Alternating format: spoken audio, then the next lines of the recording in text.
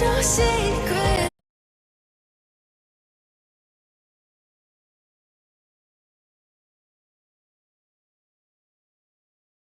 Their position. And even though in the 2024 competition in Saudi Arabia. The representatives from the Turkey community of gamers without disabilities have also shared their stories of how PUBG Mobile helped them create a supportive group of 50 players, bring them together to form genuine connections.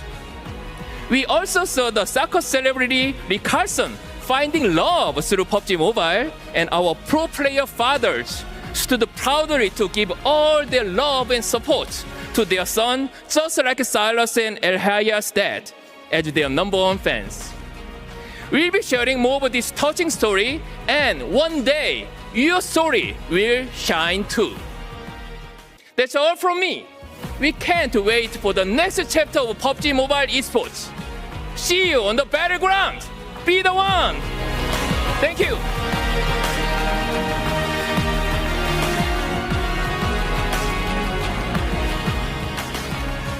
Thank you so much, James. And so, hi everyone. Have you heard about Next Star? This is PUBG Mobile's official program for content creators. Whether you have followers or not, if you love the game, you're welcome to join. Since 2021, Next Star has helped thousands of creators, help grow them with funding, in-game perks, and of course, official partnerships. Anyone can be a star. The program offers a total annual prize pool of over $6 million, plus exclusive in-game rewards and collaborations. The best creators will even get official annual awards. And now, it is going global, because starting August the 3rd, Next Star is officially open in MENA, Western Europe, North America, Eastern Europe, Southeast Asia, South America, LATAM, and Africa. So, if you've ever wanted to share your PUBG Mobile moments and build your own community, now is your chance.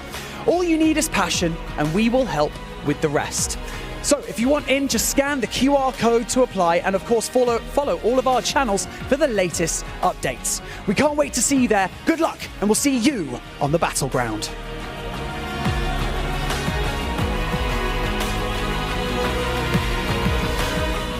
Thank you very much, James Yang and Barney Banks as well. In the face-off between the two, though, I think James Yang was able to win out there in those presentations. And interesting, exciting news coming in. Seven Neptura as well as Maxman joining me here to talk about this. Neptura, Rondo coming to esports properly. Sandhawk gone, stricken against the rocks. Rondo, let's go. Whoa, yeah. We have been playing this map for ages. We love it. I'm so excited to see it coming into esports. I'm slightly sad because Sandhawk's my favorite. I'm sad. Seven's too. But, hey, Seven. Yep. Okay, so, yeah, Unreal. Rondo. I love Rondo. It's really, really good. I can't believe that just happened. No, it's but, fine. you know, the recall system as well is going to be really, really interesting to see how that comes into fruition with all these esports players, you know, all the professionals coming in, getting those strategies involved as well. I think it's going to be really interesting to see how this evolves that strategy, how it evolves the meta, and what kind of changes we'll see from the other maps. Very different tools, Max. We got to cast it yesterday, had a great time with that, and also we now also know how the road to PMGC is going to unfold as well. Yeah, I mean, it's going to be really fun to see how the teams are going to try and qualify going into PMGC, especially because now Rondo's going to be there, so I know that Horror Esport are going to be loving the new map rotation this time around because, of course, they did get the win yesterday on the show matches. But no, Rondo in particular, I think I've been waiting for a big change in PUBG Mobile Esport in the map rotation, and we're finally getting it here in the later stage of 2025, so I'm beyond excited to see what the meta is going to be on that map. As much as I love Sandhawk, I'm actually excited with the way that we're going to be seeing Rondo being able to revive your teammates. We saw it happen yesterday during the show match as well. APG, I think it was Doc, the last one alive. He ended up reviving 3 of his teammates.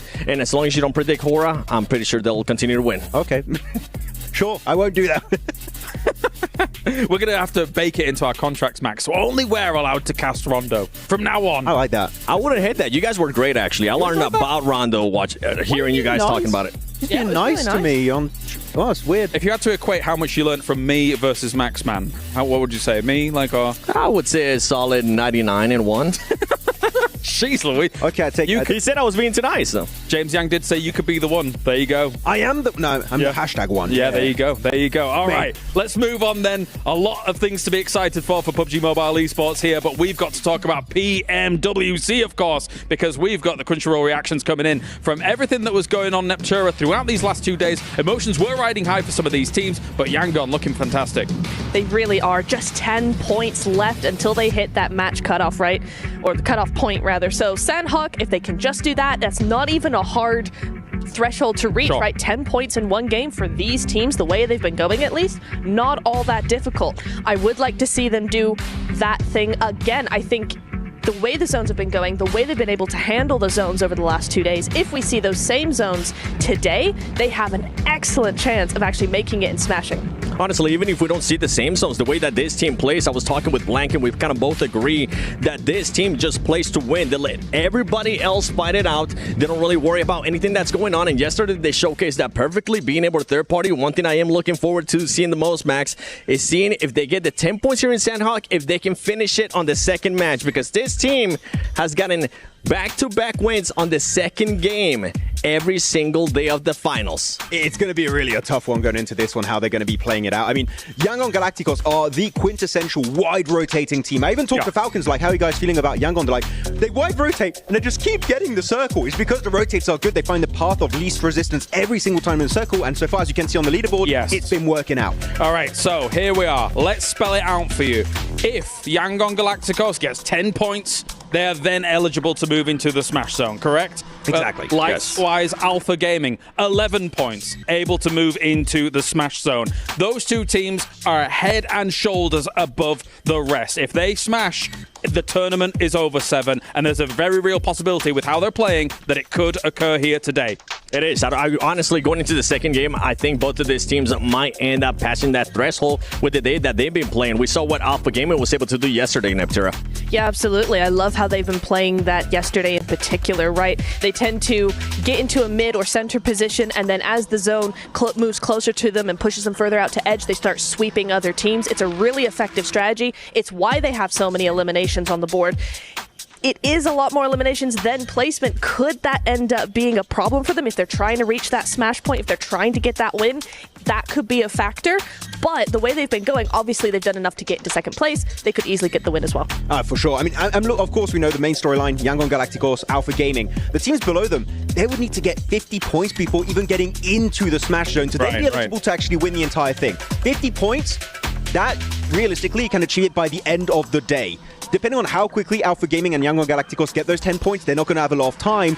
Are they going to try and target them, though? Knowing that they need to get 50 points, that's a massive risk. Is anyone going to be willing to go and take that risk? One team that I'm going to be looking at targeting, especially if they don't start off hot in Sandhawk, is going to be Alter Ego. Because after Sandhawk, Alter Ego, keep in mind, we're going to be playing 3 Erangels. This team has been absolutely awful when it comes down to Erangel. Day 1, 11th place average. Day 2, 13th place average. This is not what you want to see out of Alter Ego. So if you were asking, anybody's going to target them? Neptura, I think maybe Alter Ego will try to target them in Erangel. Exactly. I really would like to see also for Alter Ego for them to go back to the angles and the splits that we were seeing from them in the group stage as well, right? Because they had some really, really good controlling angles, particularly in Erangel.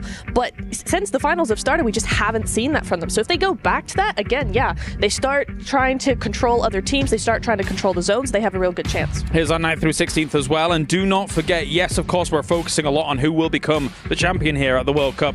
But there is still a lot of money on the line here for every single one of these placements, Max, to try and scramble above your competitors. I mean, Thunder Talk in particular, at the bottom of the rankings, right? They've had so many limbs, very little placement points. If we can see them have a decent day today, maybe they could just able to jump up onto the first page, and that prize point increase would be huge for the side of Thunder Talk. So even if you're at the bottom, you still have a lot to play for in this final day. And the question all the way at the top from me, Seven, is what do these teams prefer? Do they prefer to try and go for the crazy glory of trying to knock these teams off the pedestal because you constantly have to target them if you want to try it? Or do you protect what you currently have in terms of prize pool? Because it's still a lot of money for 3rd place, 4th place, 5th place, etc., etc.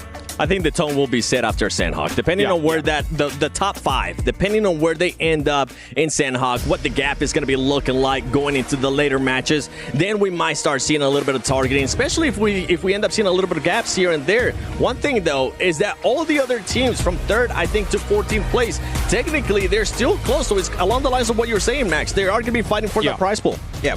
Well, this is Jameel Motorsports' arrival here for all of these teams to get ready and good to go. You can see the tension rising here for some of these teams again, especially for those two towards the top. Max, you were saying? No, I was going to say, actually, if we see one of the 2 top teams actually make it in a Smash Zone in the first game, the entire lobby is going to be an absolute shambles because the tournament could end the very next game. Do you want to try and go for Hail Mary send, hot drop the top team so they can't get the smash? Do you want to try and slow down your main competition just above you? Do you just want to play it safe and get points so you can hopefully get high in the rankings? This is why I love Smash rules so much. It changes the whole dynamic of how your last day really goes down, what the strategy is for these teams. In CSA, it was all over the place, and I think we might have something very similar here for PMWC. And with that, what you're saying is I'm starting to think about Yangon Galacticos. They need to make sure that they actually get within the Smash Zone, Neptura, because if they don't, this is a team, we just mentioned it, they tend to just play their game, they tend to just play for the win, and if for some reason APG is able to cross that Smash Zone, I don't see Yangon Galacticos being aggressive enough to try to hunt down APG.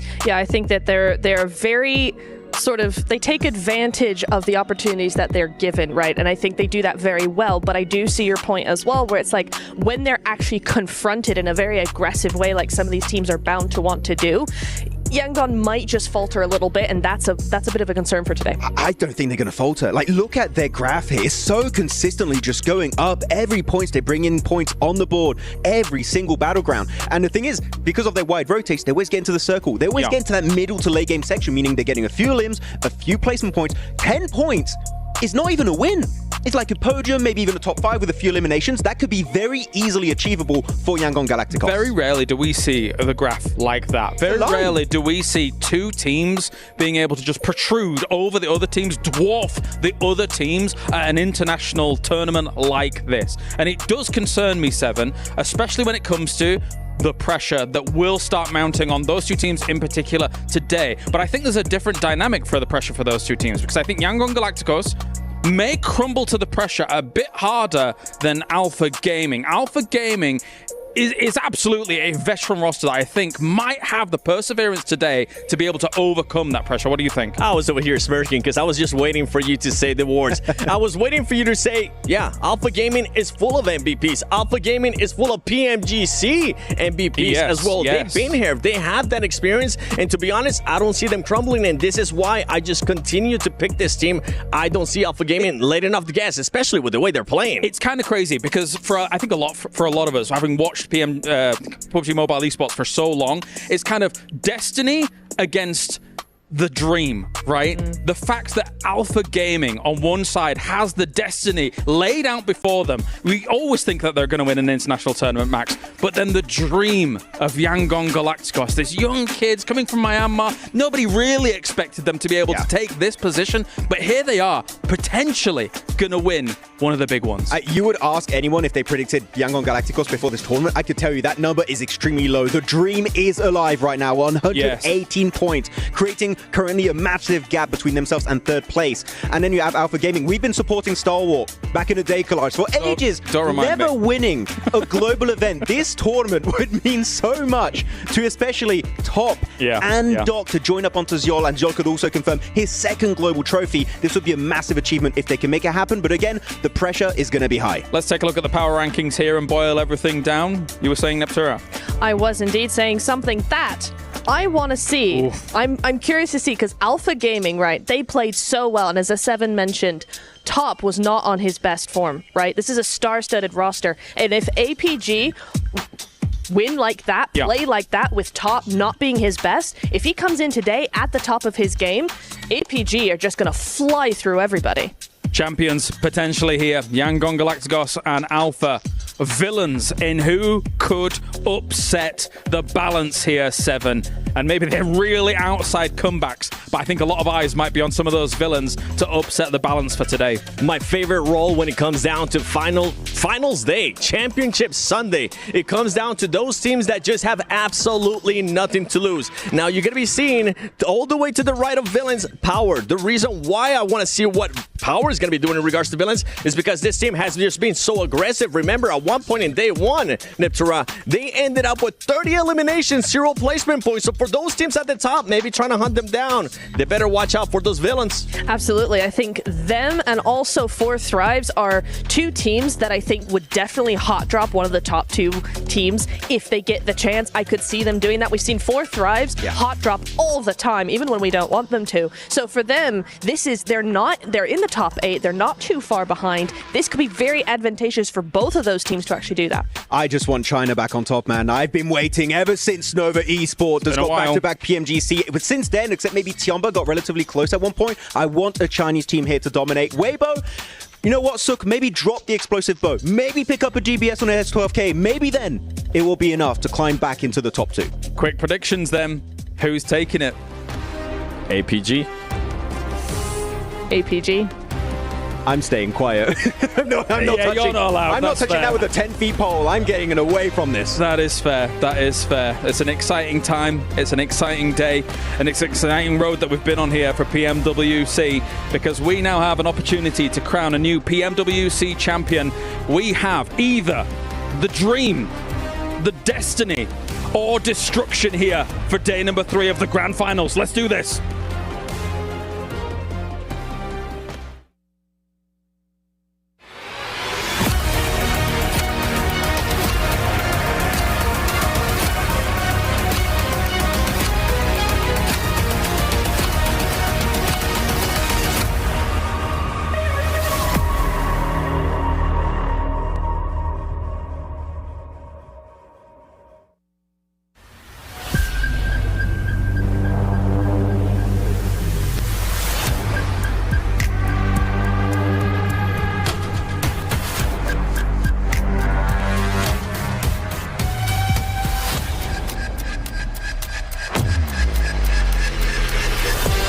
The defending champions will not be going through to the finals.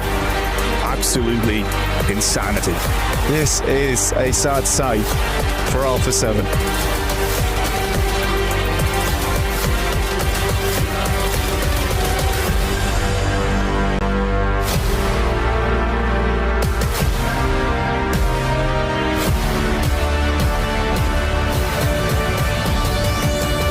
Four Thrives on top again and again. Power has more control over the circle. Alter Egos are looking like the top dogs here.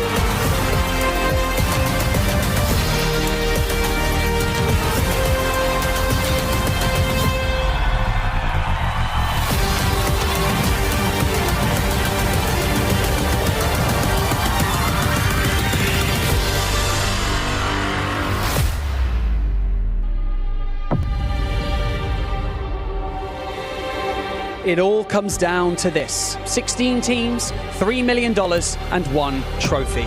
This isn't just any tournament. This is a legacy in the making. My name is Barney Banks, and I am your host for the PMWC at the 2025 Esports World Cup. We've seen unbelievable plays, we've seen heartbreaks, and we've seen comebacks. But now only one thing changes. Today, Smash Rule comes into play. So get loud and get ready as we introduce your teams to the main stage for one final time, starting with the next generation of players from Turkey. They are EDA Esports.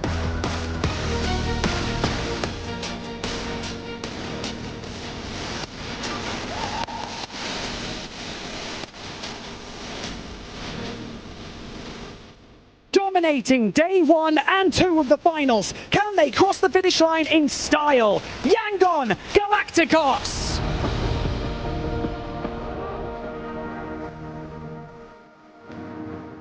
After dominating their region, they were crowned champions of PEL, but they are in need of a spectacular Smash Sunday. It's Thunder Talk Global!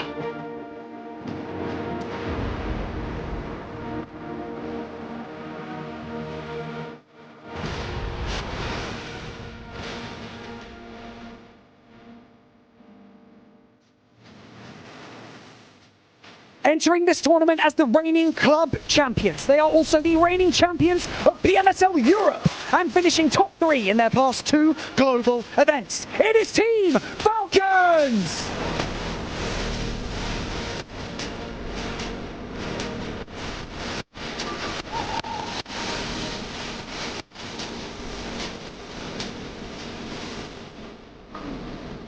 After closing day 2 in glorious fashion, can they bring a global trophy back to Indonesia? It's Alter Ego Eres!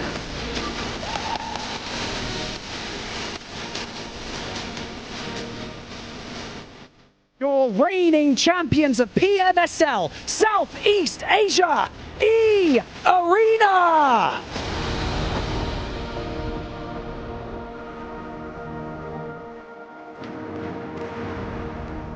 They made light work of the group stage. They are the only team from Pakistan to ever make it to a global grand final. They are 4 Thrives Esports.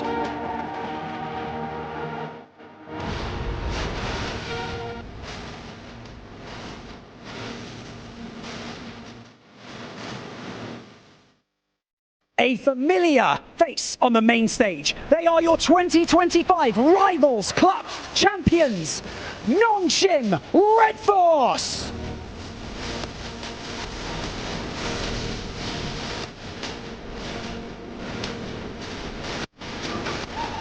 The enigma of the PMWC, battling their way to the finals. They are Team Secret.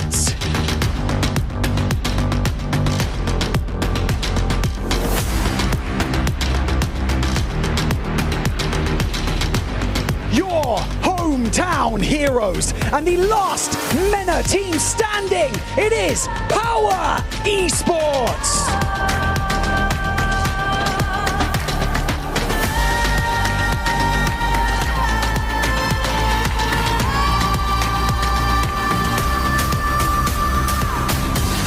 On paper, they stand out above the rest. A team with 3 global MVPs. Alpha Gaming!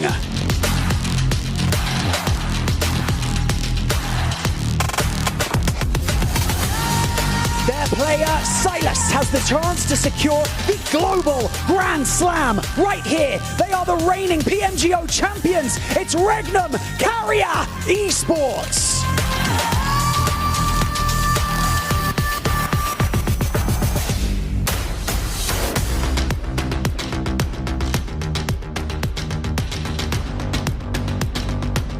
The all-star lineup of PEL with 2 PMGC MVPs on the roster. It's Weibo Gaming! The team who smashed their way through the survival stage. They are Hora Esports!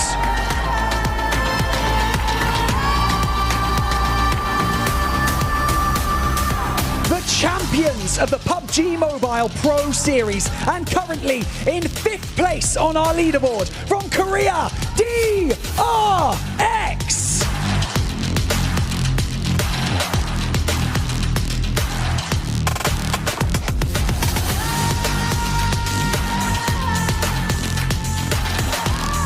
And finally, can the veterans secure a global title at the PMWC? Turkey's very own Fire Flux Esports.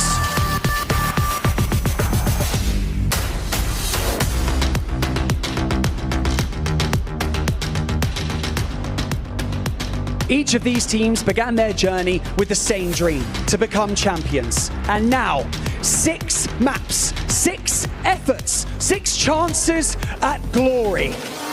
Some were favorites, some were underdogs, but all of them gave us unforgettable moments that reminded us of why we love this game.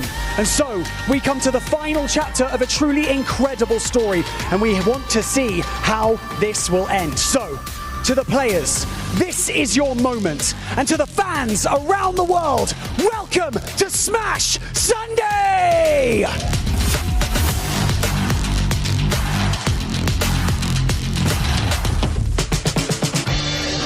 There were so many good teams entering the group stage here at PMWC 2025. We had 4Thrives, Alpha Gaming, the side of Horror Esports. All of the CSA teams were looking so incredibly good at the start. And of course, Weibo with Order and Sogda had a lot of hope behind this team as to could they possibly make it into the finals. And to make it into the top 8 was always going to be incredibly rough at that stage.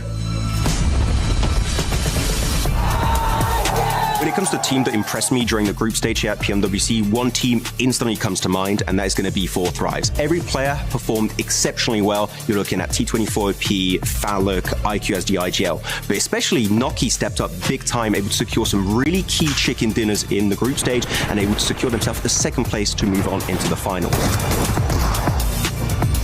Well, my favorite moment in the group stage, I think it would have to be the almost 1v3 clutch from Noki on 4Thrives against Alpha 7 and Miramar. That clutch would have just been absolutely historical for the Pakistani region as a whole. And it didn't quite work out for him, but it highlights again how good Noki is as a fragger and how he can clutch up in really key moments just like this. Survival stage was full of opportunities for teams that weren't able to qualify to grand finals via group stages, especially with the top dogs from group stages not being there. Opportunity, that's pretty much what it came down to.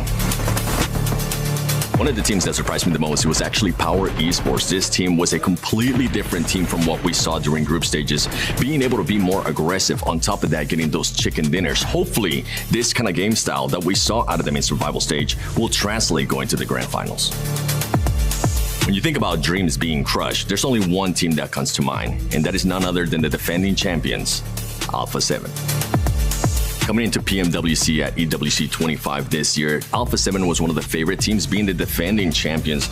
But what we saw out of this team was not champion caliber gameplay. It was actually very lackluster gameplay, indecisions, and just calls that this team had never made before. And this has been a pattern for this team when it came down to global events. It is a big wake-up call for Alpha 7. For me, the best moment, as much as it pains me to say this, it came down actually after the last match. When Horror Esports, a team that nobody has been counting, especially when you think about it from last year, they just look over towards Alpha 7 and they did this.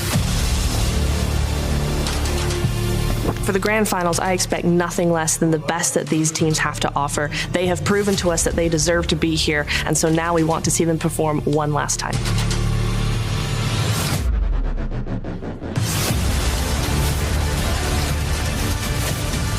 The stakes have never been higher at PMWC. Not only do we have a $3 million prize pool, an epic trophy, and the all-important key, we also no longer have Alpha 7, which means we are guaranteed a new champion to both claim those prizes and crush every other team's key.